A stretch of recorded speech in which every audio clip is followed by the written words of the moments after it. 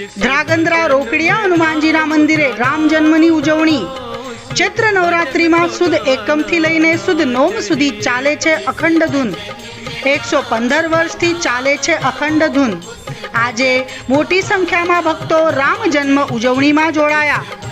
અખંડ ધૂનમાં શહેરના તેમજ આસપાસના ગામડાના અલગ અલગ મંડળ જોડાય છે, જેમાં મંડળના સભ્યો 4 કલાકથી લઈને 12 કલાક સુધી જોડાય છે।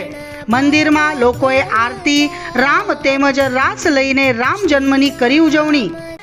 શ્રી રોકડિયા હનુમાનજી મંદિર ધ્રાંગધ્રા આજે 115 વર્ષથી અવિરતપણે અને નિહર્ષ દિવસ ને રાત અખંડ ધૂન ચાલે છે।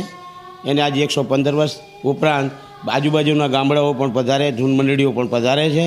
એ ઉપરાંત અહીંયા રામ જન્મનો ભવ્ય મહોત્સવ પણ ઉજવાય છે રામનવમીને દિવસે, અને એ બધા આ સાથે મળી અને ભક્તિભાવથી દરેક પધારી અને હર્ષોલ્લાસથી આ પ્રસંગને દીપાવે છે।